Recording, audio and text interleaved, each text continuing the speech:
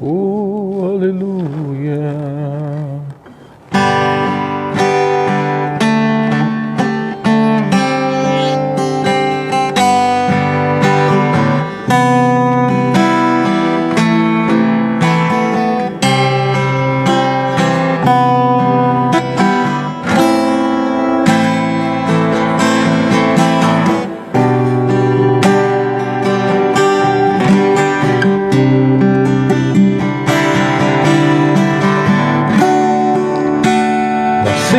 De ti, Senhor,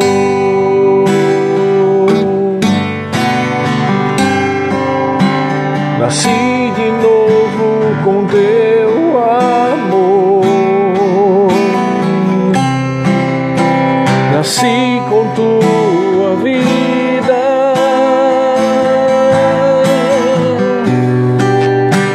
e assim como tu és,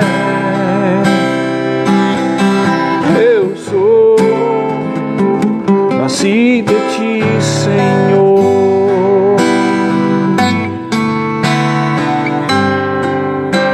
nasci de novo com teu amor, nasci com tua vida,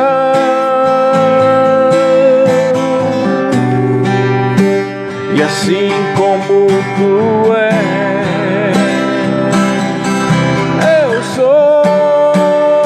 eu nasci pra te amar,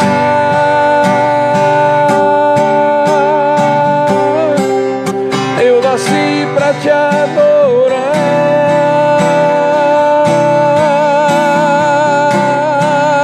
eu nasci pra te servir.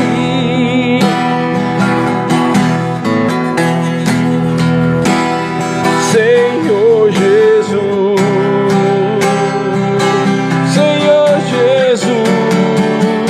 eu nasci pra te amar,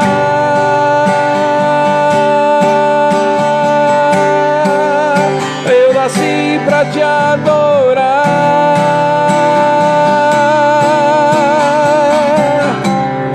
eu nasci pra te servir.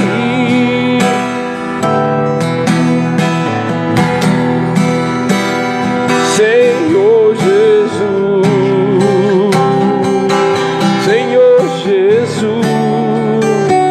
nasci de ti, Senhor,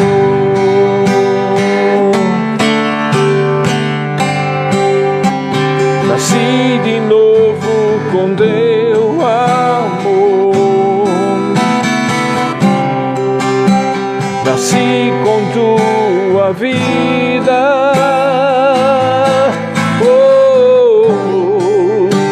e assim como tu és,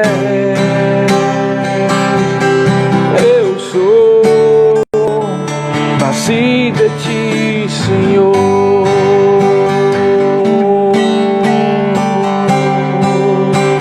nasci de novo com teu amor,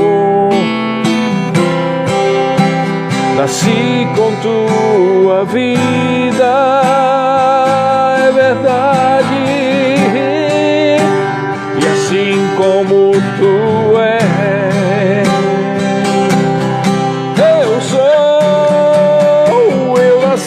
pra te amar,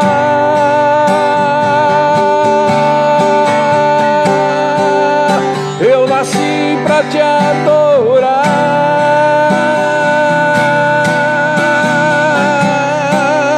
eu nasci pra te servir.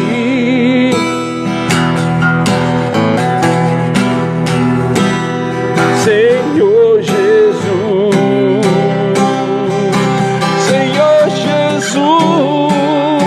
eu nasci pra te amar,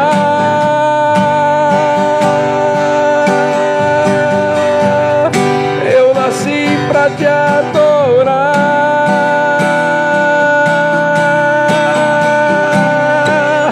eu nasci pra te servir.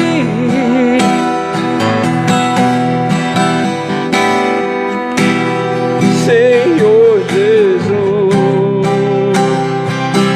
Senhor Jesus,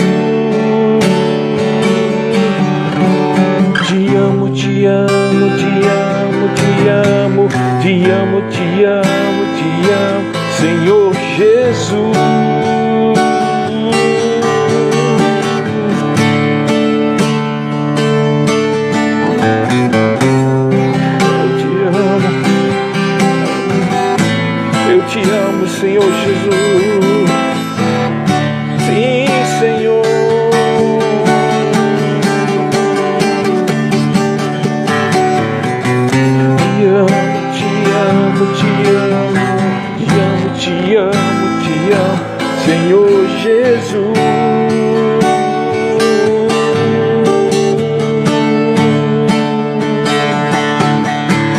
Te amo, te amo, te amo, te amo, te amo, te amo, Senhor Jesus.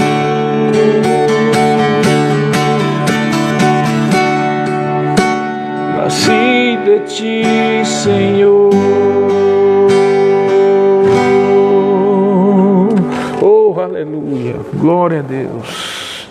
Esse é o motivo que nós viemos ao mundo, irmão. Se você nasceu de novo, o motivo da tua vinda para esse mundo é adorar a Deus. Essa é a única razão da tua existência. Adorar a Deus, louvá-lo, engrandecê-lo. Deixa eu tirar aqui um pouco, a luz está fazendo um reflexo aqui, né? Amém. Glória a Deus, irmãos. Então, dando uma continuidade ao nosso Salmo da Fé, né? Hoje nós vamos falar de mais outros 2 salmos, tá? 2 salmos maravilhosos, Salmos 41 e 42, tá? Então vamos lá, vamos ler os salmos, né? Salmo 41 e 42. Salmo 41, mais um salmo de Davi. E diz assim: bem-aventurado o que acode ao necessitado, o Senhor o livra no dia do mal. O Senhor o protege e preserva-lhe a vida e o faz feliz na terra. Não o entrega à descrição dos seus inimigos. O Senhor o assiste no leito da enfermidade. Na doença tu lhes afofa a cama. Disse eu: compadece-te de mim, Senhor, sara a minha alma, porque eu pequei contra ti.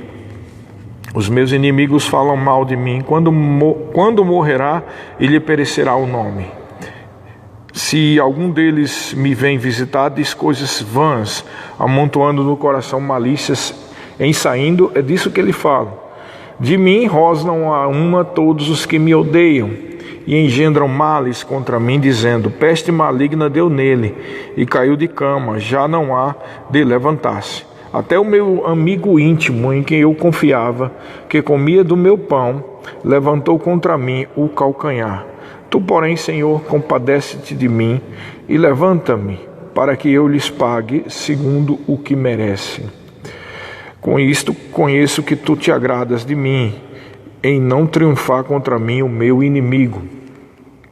Quanto a mim, tu me sustens na minha integridade e me pões a tua presença para sempre. Bendito seja o Senhor Deus de Israel, da eternidade para a eternidade. Amém. Amém, queridos. Esse é um tema no Salmo 41, muito parecido com outros salmos de Davi, onde ele mais uma vez cita a questão dos inimigos, né? Deixa eu mudar aqui um pouco a luz, pessoal, que tá dando um reflexo aqui muito grande. E eu não estou conseguindo tirar isso. Amém. Melhorou um pouco. Então, ele fala mais uma vez sobre essa questão dos inimigos, né? Ele sempre fala, é um tema recorrente. Davi sempre fazia, apesar de nos salmos adorar a Deus e reconhecer suas maravilhas, seu poder, sua misericórdia, mas muitas vezes, em muitos salmos, Davi repete essa questão de que os inimigos estavam cercando ele, estavam desejando o mal, né? E mais uma vez eu digo que isso era a realidade da época, mas também Davi, ele tinha essa tendência de sempre estar repetindo esse assunto, tá? Deixar bem claro que a gente não está dizendo que o Davi está errado, nem misericórdia, quem somos nós para estar falando isso, né? É assim, é que cada pessoa tem uma característica, e aí eu já queria ministrar isso para você. Deus vai usar a ferramenta que você dá para Ele, tá? Então, teu jeito, teu modo de ser, tua forma de se expressar, o Espírito Santo do Senhor vai usar você como você é, assim, entendeu? Desse jeito, com o jeito que você tem. Claro que a gente deve renovar a mente com a palavra, isso é uma outra coisa, mas tem características suas que são somente suas e que nunca vão mudar tá? A gente não foi feito com um carimbozinho ou com a forminha, todo mundo igual. Cada um tem o seu jeito, né? Cada um tem a sua forma de agir. O que cabe a nós, por exemplo, eu como ministro do Senhor, eu tenho que melhorar, me esmerar, né? A Bíblia diz que aquele que ensina, esmere-se por fazê-lo.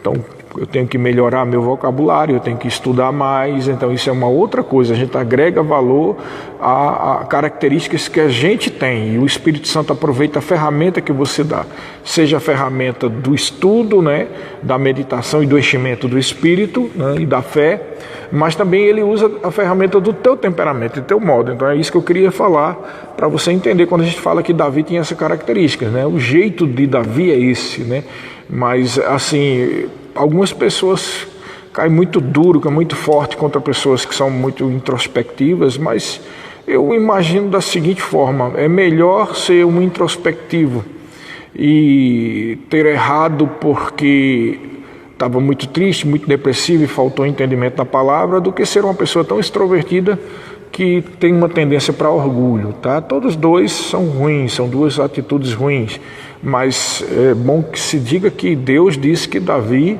era um homem segundo o seu coração, tá?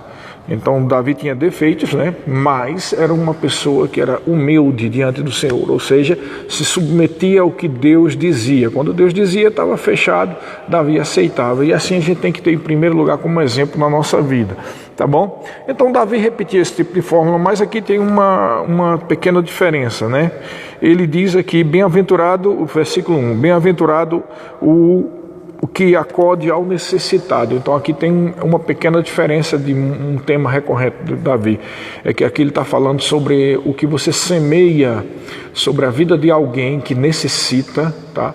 E quando a gente vê necessitado, a gente precisa entender que necessitado não é só um pobre coitado que está na rua passando fome.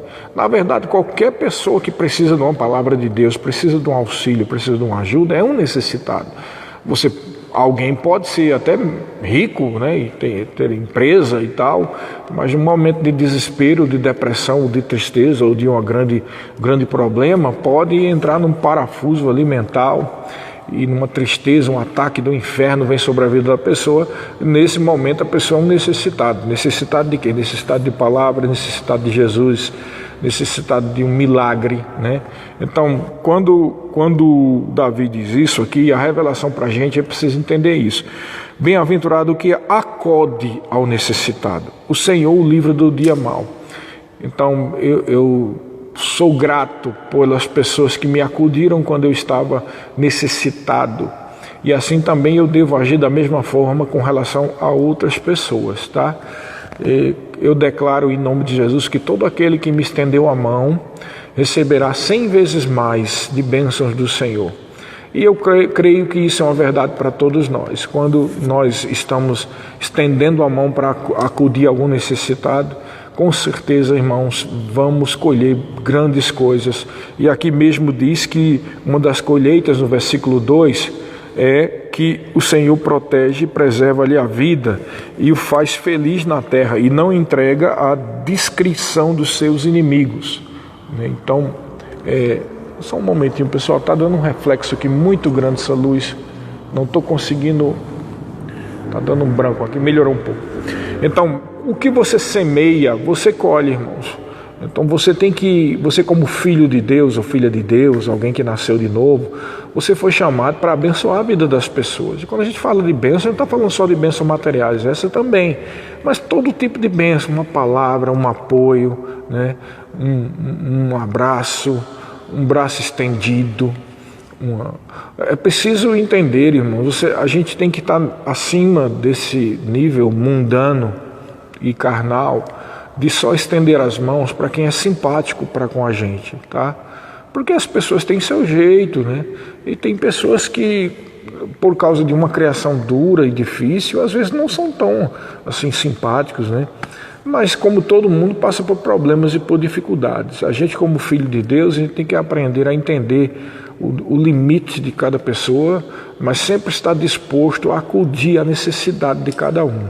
Amém? Vamos ser assim, porque as pessoas precisam da palavra, as pessoas precisam de ajuda, as pessoas precisam de apoio, né? A verdade é que até mesmo as pessoas mais difíceis que você encontrar, aqueles que são ignorantes, aqueles que são difíceis de tratar, aqueles que são ríspidos, têm uma mensagem muito dura, uma palavra muito dura. Quando eu digo palavra, não estou falando de pregação, estou falando da maneira da pessoa agir, né? Até mesmo esses são assim por algum motivo, irmãos. Não sejamos como o mundo, porque o mundo, quando vê uma pessoa como essa, diz: te vira, né? Quem manda ser assim? Se vira para lá, pessoa insuportável, pessoa chata. Não, irmãos, nós não somos chamados para ser assim.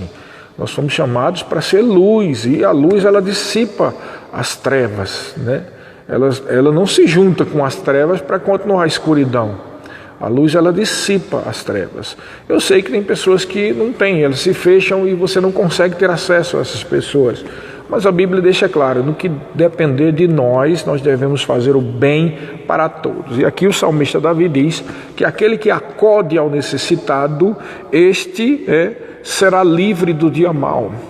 É interessante, irmão, como é maravilhosa a palavra de Deus. A palavra de Deus está repleta de promessas, garantindo para aquele que realmente está linkado com Deus, está ligado com Ele, está em conexão, em comunhão com Ele e com os irmãos, para essa pessoa não vai prevalecer o mal. Ainda que o mal se levante em um determinado momento, né? Mas esse mal vai passar se nós permanecermos firmes nas promessas do Senhor. Eu queria explicar mais uma vez algo até que eu já postei no meu canal do YouTube há mais de um ano atrás, né? Eu postei 2 vídeos lá que falam sobre por que as pessoas têm problemas, né? Por que nós, como filhos de Deus, coisas ruins acontecem, né? E ali eu citei vários pontos, né? Um deles é pecado. A pessoa semeia pecado, vai colher problemas, tá? E um outro ponto que eu citei é a má administração, desequilíbrio nas finanças, aí vai dar problemas financeiros, e desequilíbrio também no tratamento com outras pessoas. Às vezes as pessoas tratam mal outras pessoas e aí vai colher o quê? Problemas, porque os outros não vão gostar e vão talvez ser incitados por Satanás para difamar a vida da pessoa. E tem um terceiro, eu citei ali 3 ou 4, eu não me lembro, mas tem um outro motivo pelo qual as coisas ruins acontecem, é que você pode estar, de repente, sem nenhum pecado, estar fiel, estar bem com Deus e estar equilibrado e estar administrando bem os seus bens, mas mesmo assim, você tem que entender que o diabo está aí porque ele quer confrontar. Então, há o confronto do diabo. Às vezes tem pessoas, filhos de Deus, que estão bem diante do Senhor, mas adoecem, por exemplo, não porque semeou pecado, não porque falou mal de alguém, né? Não porque está com ódio de alguém, não porque é desequilibrado nas finanças ou problemas qualquer que exista aí, mas existe o confronto do diabo, irmãos. E é nesse momento do confronto do diabo que a gente tem que agir em fé e fazer o que a Bíblia diz: resistir ao diabo e ele fugirá de vós. Eu citei já 1 ou 2 vezes em algumas lives passadas que nós não devemos ser como os amigos de Jó. Para mim, a grande lição do livro de Jó, né? Tem muitas lições, mas a maior lição, bem baseada na maior parte dos textos que estão ali, na verdade, é o fato de como os amigos de Jó estavam falando, né? Se você ler o livro de Jó, você vai encontrar ali mais ou menos quase a metade do livro de Jó é só os amigos falando meias verdades. Como assim? O que significa isso? Eles falam verdades, inclusive alguma daquelas verdades você pode aproveitar para confessar para a sua vida, né? Você pode até pregar em cima daquelas verdades. Só que o problema dos amigos de Jó é que eles citavam as verdades e acusavam Jó de estar colhendo porque está quebrando aquelas verdades.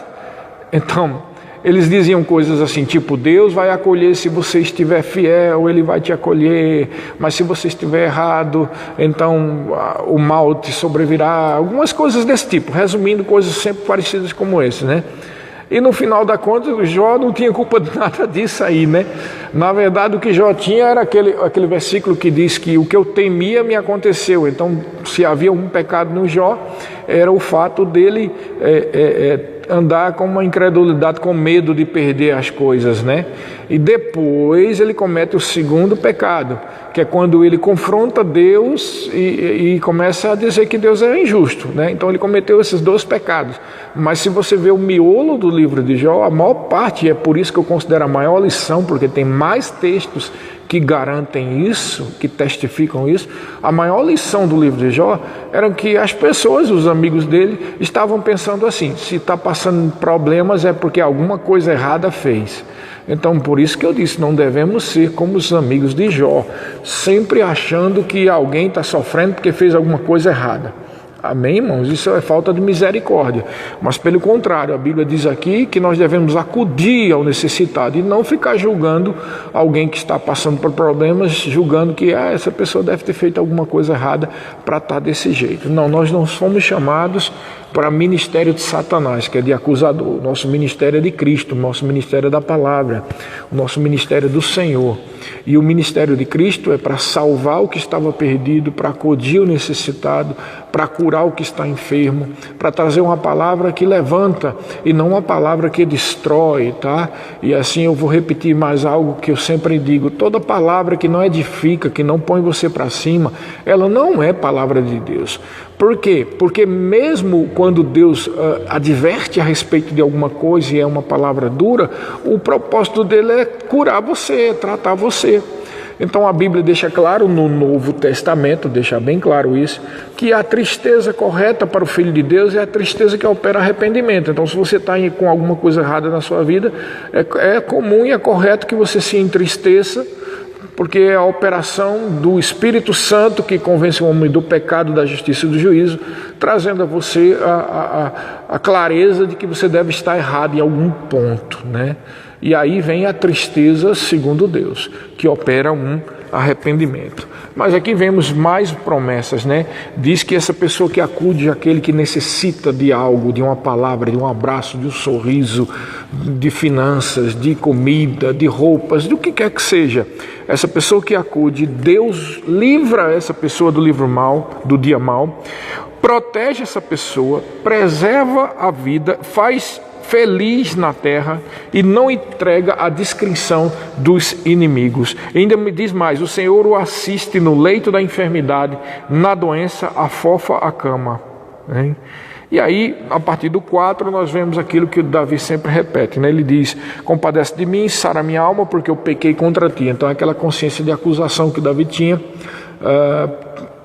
eu imagino que seja, talvez, né, porque ele não era filho de Deus ainda, então ele não tinha a habitação do Espírito Santo, e junto isso com a questão do temperamento dele, porque a pessoa introspectiva, ela se condena demais, né? E é por isso que ele fica se condenando. Por que você já prestou atenção, você que vem assistindo as nossas lives, já prestou atenção que às vezes eu sempre falo sobre essas coisas?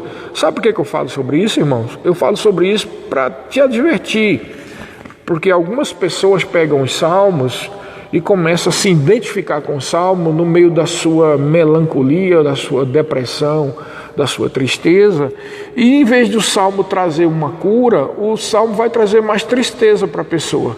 Porque mesmo quando a pessoa diz, Deus é justo, Deus é fiel, aí a pessoa fica com aquele sentimento de autocomiseração: coitado de mim, Senhor, todo mundo não me ama, né? Ninguém lembra de mim. Mas tu és justo, tu vais fazer alguma coisa. É claro que Deus é justo e vai resolver, mas a gente não pode ficar assim, entrando nesse sistema vicioso de pensamento, que pode fazer você se sentir muito mais um coitadinho de você, coitadinho de mim, do que uma atitude correta na fé, tá? Irmãos, eu digo mais uma vez, problemas todos têm, tá? Alguns, claro, têm mais problemas do que outros, né? Alguns foram mais injustiçados do que outros, isso é verdade, tá? Mas nós não estamos, nenhum de nós, filhos de Deus, não vai mudar nada a gente chorar o leite derramado, como diz aquele ditado. Não adianta nada a gente chorar pelo nosso passado, não adianta nada a gente ficar chorando por aquilo que a gente nunca nem teve, né? Ou seja, chorar por aquilo que nem teve. Não adianta, irmãos, a gente tem que ter uma atitude proativa na fé, uma atitude positiva. Por isso que Tiago diz: acolhei com mansidão a palavra em vós implantada, a qual é poderosa para salvar a vossa psique, a vossa alma ali. No original, alma esse que. Então, a palavra de Deus, principalmente no Novo Testamento, principalmente, não porque no Velho Testamento não seja boa, não é isso. É porque no Novo Testamento está ali falando das realidades para a igreja, para o nascido de novo. E a palavra sempre vai ser uma palavra de equilíbrio, de renovação mental, uma palavra de cura, uma palavra de vida, irmãos, uma palavra que levanta você. Então, toda a palavra de Deus para a igreja, tá? Ela é uma palavra que levanta. Lembro mais uma vez, porque pode ser que tenha alguém que está assistindo agora essas últimas lives, não ouviu as primeiras. Lembro mais uma vez, não se esqueça disso, que o Velho Testamento deve ser estudado, deve ser meditado. Inclusive nós estamos meditando no Velho Testamento aqui, mas sempre lembrando que ele aponta para o Novo Testamento.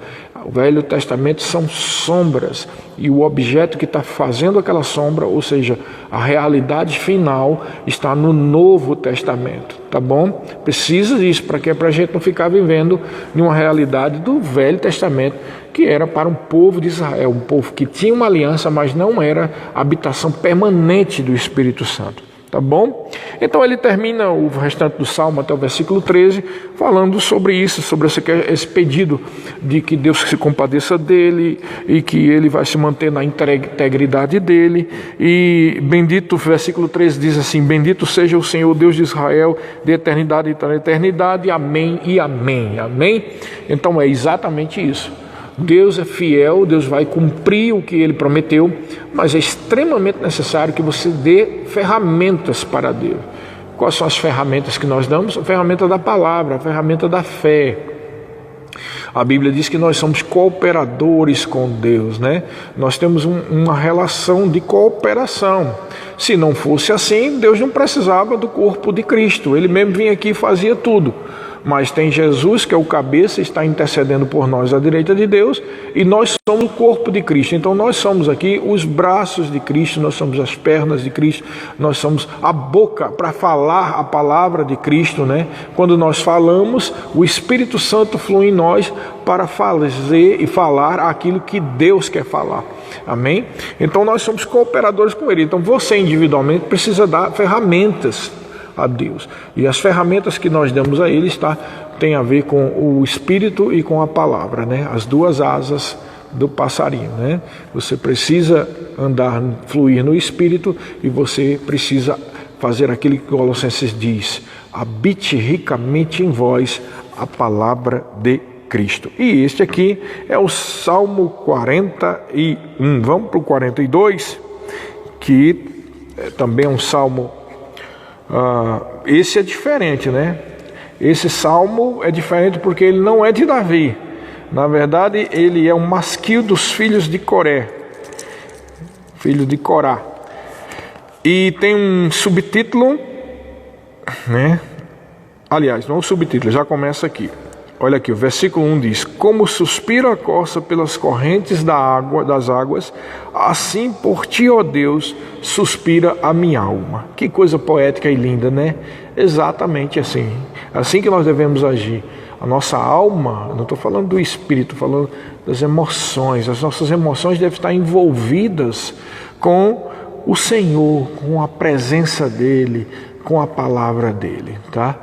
Assim, as pessoas eu respeito, e nós devemos respeitar. Cada pessoa tem o seu jeito, né? O seu temperamento. Tem pessoas que são mais expansivas e tem pessoas que são mais caladinhas, né?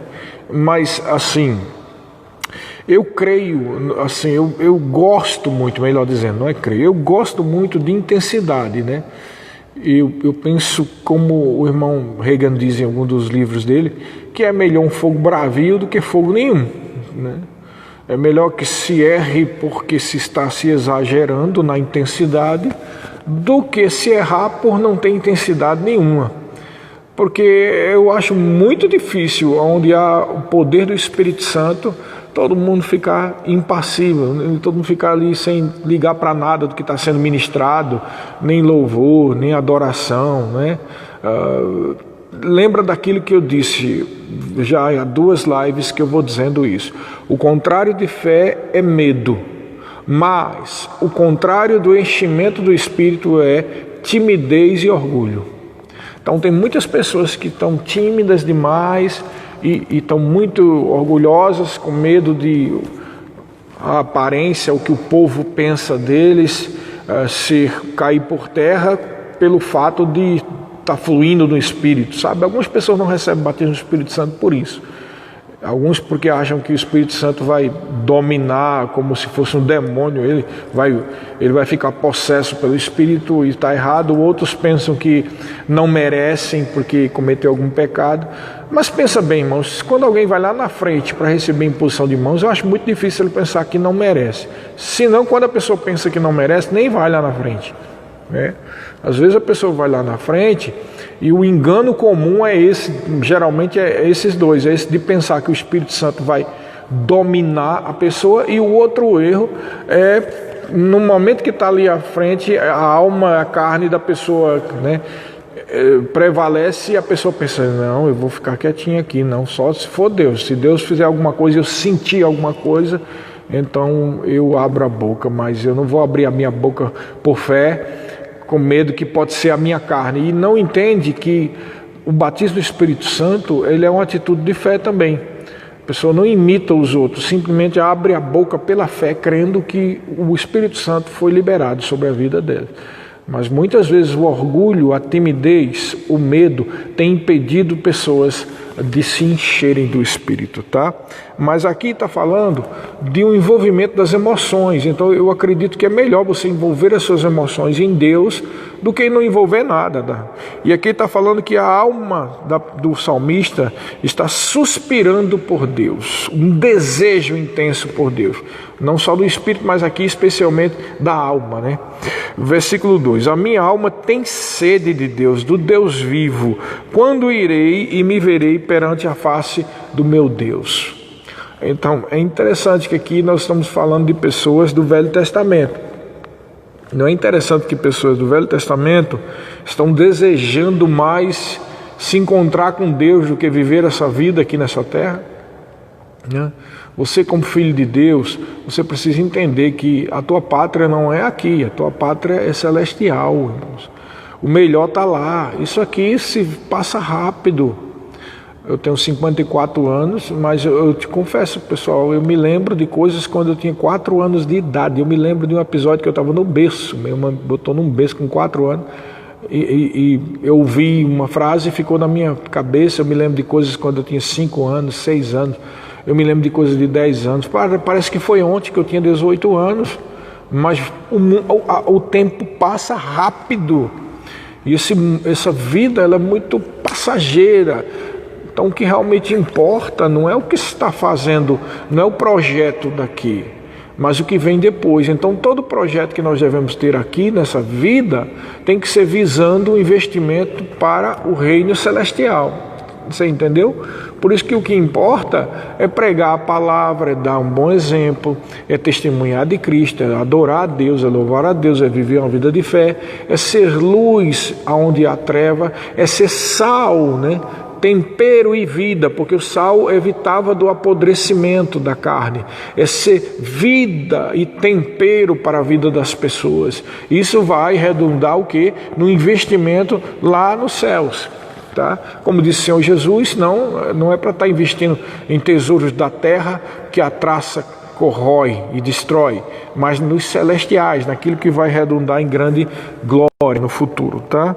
E aí, no versículo 3, o salmista diz: as minhas lágrimas têm sido o meu alimento de dia e de noite, enquanto me dizem continuamente: o teu Deus, aonde está? Onde está? Lembro destas coisas e dentro de mim se derrama a alma, de como eu passava com a multidão do povo e os guiava em procissão à casa de Deus, entre gritos e alegrias e louvor, multidão em festa. Então, esse salmista aqui, que nós não sabemos o nome, só sabemos que é dos filhos de Coré, ele está aqui lamentando porque em alguma situação ali que ele estava vivendo, pessoas incrédulas estavam dizendo: e aí, onde é que está teu Deus? Né? Sabe que isso é comum hoje em dia também, mas as pessoas não dizem isso, né? Onde é que está teu Deus? Mas dentro do coração, da mente de algumas pessoas, fica aquele negócio: cadê o Deus desse povo? Cadê o Deus daquela irmã? Cadê o Deus daquele pastor? Cadê o Deus dessa igreja? Que Deus que nada. Aí uns pensam que Deus não existe. Outros dizem, Deus existe, mas não está com ele. Então, esse tipo de confronto e de questionamento, se nós estamos com Deus, com a palavra, isso sempre vai existir. Isso faz parte do pacote chamado perseguição.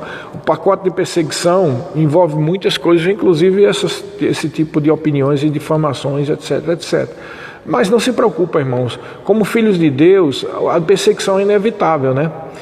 Jesus Cristo disse que aquele que deixa ele teria 100 vezes mais bens, fazenda, família, com perseguições. Então, perseguições é algo que sempre vai acontecer, claro, depende do nível. Na época dos apóstolos, a perseguição era muito mais dura, sanguinária, né? Em alguns países que reprimem o cristianismo, essa ainda é uma triste realidade. Mas para nós que vivemos num país livre como esse, como é o que nós vivemos, há outros tipos de perseguição, né? E esse confronto é inevitável. Quando você quiser agradar a Deus, irmão, sempre agradar a Deus, com fé, com confissão da palavra, fazendo o que Deus manda, sempre vai ter pessoas que estão duvidando da sua vida com Deus, né? E guarda isso aí, pessoas que estão duvidando da sua vida com Deus, porque nós vamos ver mais o que tem aqui, ó. Porque está abatida a minha alma, porque te perturbas dentro de mim, espera em Deus, pois ainda o louvarei, a Ele meu auxílio e Deus meu. Sinto abatida dentro de mim a minha alma, lembro importante de ti nas terras do Jordão e no Monte Hermon e no outeiro de Mizar. Então ele está claramente falando aqui mais uma prova de que nós temos uma alma que é diferente do espírito, né? Nós somos um espírito, possuímos uma alma e habitamos em um corpo, tá? A alma é o intelecto, as lembranças, as emoções e a razão. Por isso que o salmista está dizendo, por que tu está abatido? Porque ele está reconhecendo que havia uma tristeza, uma certa melancolia sobre aquela pessoa, sobre ele, quando ele lembrava de algumas situações, né? E no 8 diz assim, contudo o Senhor... Sinto abatida, versículo 6, no versículo 7 diz assim... Um abismo chama outro abismo, ao fragor das tuas catapultas. Todas as tuas ondas e vagas passaram sobre mim. Algumas pessoas antigamente usavam esse versículo, um abismo chama outro abismo, falando de abismo, de buraco, mas a palavra no original aqui, abismo, não é um abismo de um buraco, tá?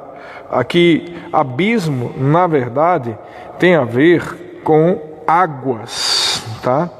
Profundezas das águas.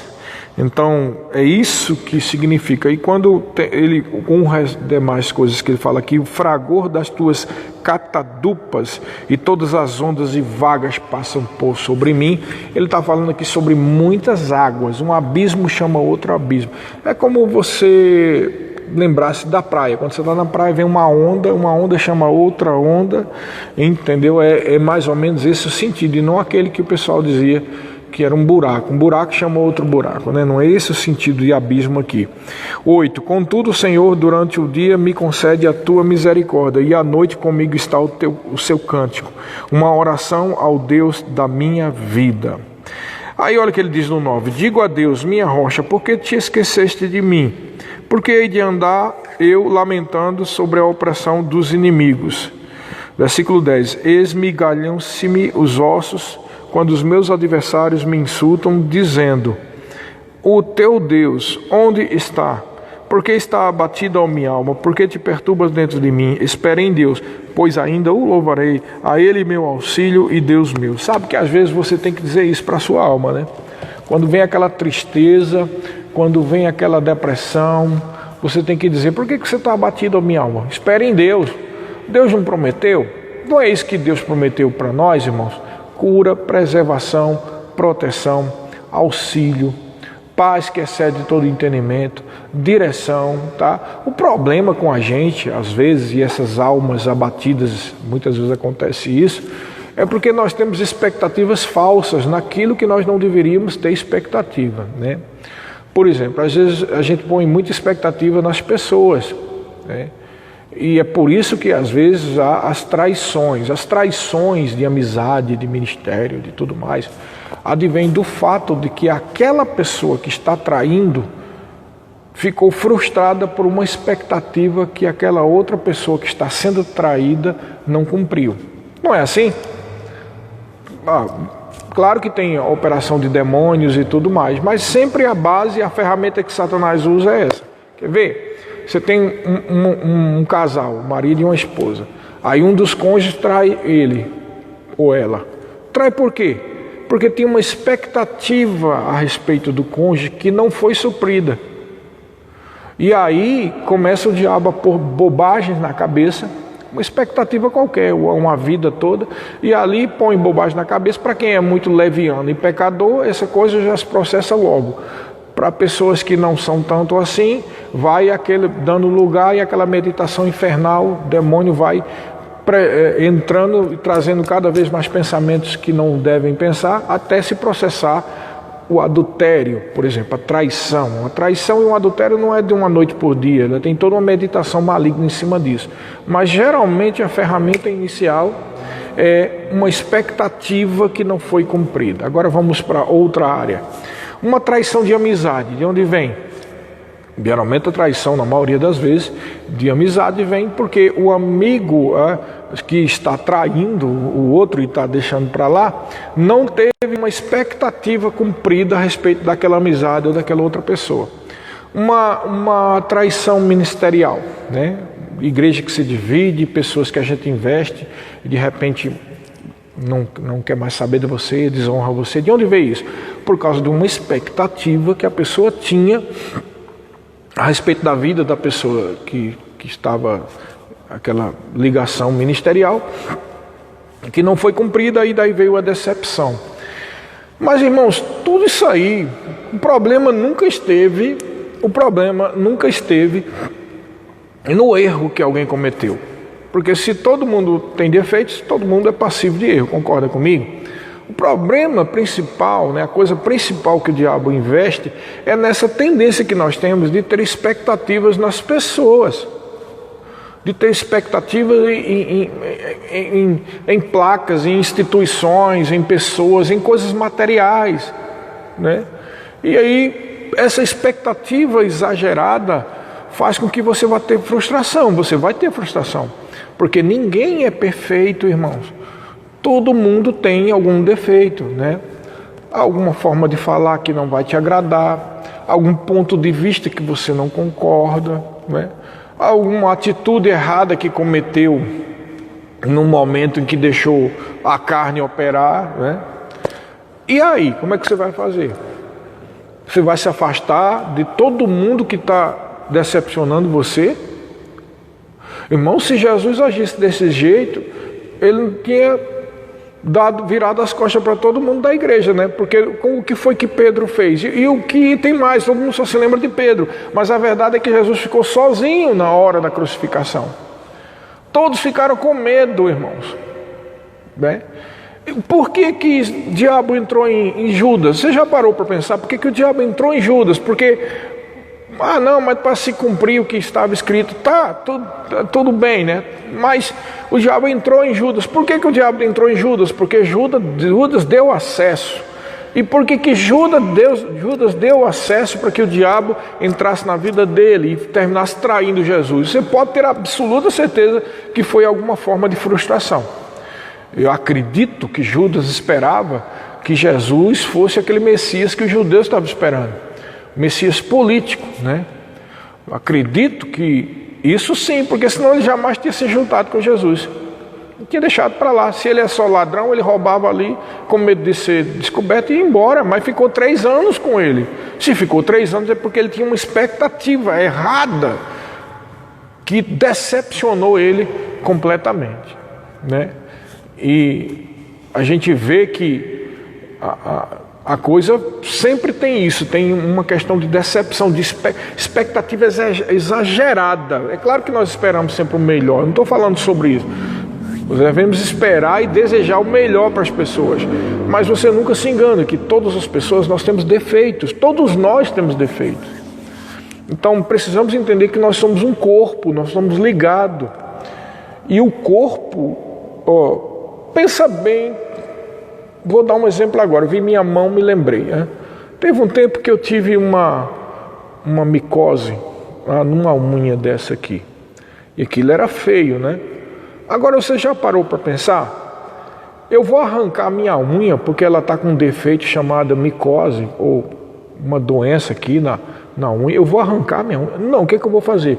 Eu vou procurar um médico, vou pegar o remédio e vou fazer um tratamento. Por quê? Porque eu não quero perder a unha, certo? Eu não quero perder parte do meu corpo, seja por uma infecção, por um problema qualquer. Mas como é que nós, como corpo de Cristo, devemos agir? Da mesma forma, porque nós somos um corpo. Você não pode pegar o defeito de alguém no meio do corpo de Cristo e atacar aquela pessoa, né? E destruir aquela pessoa. Porque nós fomos chamados, assim como um corpo, para tratar os outros membros, seja ele uma unha, um dedo, um braço, tá? Você não destrói parte do seu corpo porque aquele parte do corpo está com um defeito. Todos nós temos defeitos, então todos nós estamos passíveis de falhas. E nós, como corpo de Cristo, devemos ser luz, tá? Devemos ser sal da terra. E devemos, em amor, ajudar. Eu não estou falando aqui, irmãos, sobre botar a mão sobre o pecado, né? E deixar o pecado para lá. Não é isso que eu estou falando, tá? O pecado tem que ser tratado. O que está errado é errado. E se alguém comete algo, deve ser disciplinado se é reticente naquele algo. Isso é bíblico e correto. Mas mesmo que alguém tenha cometido algum pecado ou tenha sido disciplinado, o que Deus nos chama é para ser agente aglutinador. Então, abençoa, cuida, trata se aquela pessoa se deixar tratar e traz de volta, porque nós não queremos arrancar a unha do corpo, né? Nós não queremos arrancar o dedo, nós queremos que o corpo esteja unido. Então nós fomos chamados para tratar, para curar, todos nós, todos os filhos de Deus, não só pastor e ministro não, irmão, todo mundo foi chamado para isso, para tratar. Há uma unção na sua vida, há uma graça na sua vida para trazer todos os membros do corpo de Cristo para a unidade da fé, como diz lá em Efésios, no capítulo 4, no texto que cita os 5 dons ministeriais. Os 5 dons ministeriais existem para trazer esse ensino, e eu, como parte desses 5 dons ministeriais, estou trazendo esse ensino para você, tá? O ensino de amor, o ensino do que é a realidade da nova criação. Você já foi abençoado, você é abençoado e continuará sendo abençoado. O Senhor te ama e Ele jamais vai te abandonar, jamais. Se você cometer algum pecado ou algum erro, confessa o teu pecado ao Senhor. Como diz 1 Coríntios capítulo 1, versículo 9, se confessarmos os nossos pecados, Ele é fiel e justo para nos perdoar os pecados e nos purificar de toda justiça. Então aqui no final do Salmo ele fala justamente isso. Por que está abatida a minha alma? Né? Você às vezes tem que falar isso para a sua alma. Não vou ficar abatido, não vou ficar triste não, vou me levantar, porque o Senhor está comigo. Tá? Deus está contigo. Ele está a favor de todos aqueles que foram justificados pelo sangue de Jesus. Ele não está contra você, Ele está a favor de você. É exatamente aquilo, voltando àquele ponto inicial que eu entrei nesse ponto aqui agora. Essa questão da comparação, né, e de julgar uns aos outros, é que acrescentam tribulação sobre a vida e faz com que a alma das pessoas, ou seja, as emoções das pessoas fiquem abatidas, porque nós temos expectativas altas demais, irmãos. Esse é o problema. Por exemplo, tem ministros que têm expectativa de ser uma espécie de vulto do cristianismo, tá? Eu não estou querendo dizer que a pessoa pela fé não possa ser, mas a pessoa fica naqueles objetivos fúteis de ser alguma coisa importante. Irmãos, a maior prova de importância que você tem, a maior prova de importância que você tem, que você faz, é quando você ajuda uma pessoa, irmão. Uma pessoa que você trouxer para Cristo é a maior prova de importância que você faz, e de louvor e de adoração a Deus e de fidelidade ao Senhor. Uma pessoa que você acude, como diz o Salmo 41 que nós lemos, Bem-aventurado aquele que acode ao necessitado. Uma pessoa que você acode, uma pessoa que você vai lá, estende a mão, irmãos. Isso gera dividendos, juros espirituais, irmãos. Isso gera uma satisfação que não tem fim. Essa é a maior importância que você pode ter. Esses abatimentos da alma vêm porque você muitas vezes está se comparando com outras pessoas, porque você está esperando que as pessoas te amem, porque você talvez esteja esperando que alguém, seus amigos, tal, te amem você como você quer ser amado, porque você está esperando que as pessoas sejam perfeitas e ninguém é perfeito, porque você está procurando um sentido na vida. Irmãos, em Cristo e na palavra e vivendo uma vida de fé e de fidelidade, você encontra o sentido da vida. Eu sempre digo, irmãos, não vá pelos números, vá pela essência. Sucesso segundo Deus é essência, irmãos. É enchimento do Espírito, é enchimento da palavra, é viver uma vida de alegria, é viver uma vida de operando nos frutos do Espírito e também nos frutos de justiça, que são as práticas cristãs normais, ajudando sempre aquele que precisa de você, ajudando, estendendo a mão, orando pelos enfermos, abençoando, estando disponível para orar por todas as pessoas. Você tem que parar com isso de achar que somente pastor que ora pelos outros, irmão. Todas as pessoas podem orar. Lá em Marcos capítulo 16 diz, Jesus Cristo disse que estes sinais seguirão os que creem. Não diz lá os apóstolos, ou não diz lá os pastores, diz os que creem, porão as mãos sobre os enfermos e ficarão curados, tá? Se beberem alguma coisa mortífera, não lhes causará dano. Se forem pegarão as serpentes, falarão novas línguas. Tudo isso aí é algo para os que creem, não é para 5 dons ministeriais, não é para pastor, é para todo mundo. Então você tem a unção do santo, você foi ungido, você foi ungida, você foi abençoada, você é luz do mundo e você é sal da terra, você é embaixador do reino de Deus. Todos nós temos as capacitações de Deus, temos as ferramentas para abençoar a vida das pessoas. Tudo que você precisa é agir em fé, irmãos. Creia, quando você orar por alguém, por pior que seja a doença, creia que Deus está contigo, porque Ele está contigo. Não fica com essa história de pensar, tem pessoas que têm o dom de cura. Quando a Bíblia fala dons de curar, Ele está falando de dons e unções específicas para determinadas doenças, irmão. Mas Jesus disse que aqueles que creem porão as mãos sobre os enfermos e eles ficarão curados. Então, tem pessoas que têm unção especial da parte do Senhor para curar pessoas com problemas de coluna, pessoas com câncer, etc. Mas todos os cristãos foram designados e têm as ferramentas de Deus para orar, para abençoar e para dizer palavras de bênção para as pessoas, irmãos. Foi para isso que Deus te chamou. E aí, pensa bem, por que está abatida a minha alma? Talvez a alma esteja abatida porque a gente não está fazendo o bem. Talvez a alma esteja abatida porque nós estamos tendo expectativas erradas ou expectativas exageradas a respeito de pessoas e por isso ficamos decepcionados. Por que está abatida a minha alma? Não fica abatida a alma. Levanta a alma com a palavra. Confessa aquilo que a Bíblia diz que você é, que você tem e que você pode. E aí, queridos, vai dar tudo certo. A bênção do Senhor vai se manifestar sobre a sua vida. E você vai ter direção de Deus para cada coisa que você precisa fazer e também andará em paz. Quando você deitar na sua cama, você vai deitar tranquilo.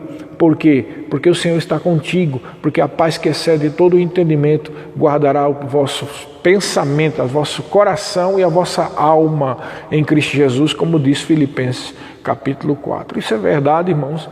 Isso é o que a palavra de Deus diz e é nisso que eu creio e você deveria crer nela também. Tá, queridos? Sejam abençoados. Até amanhã com mais um Salmo da Fé. E pratica essa palavra, hein?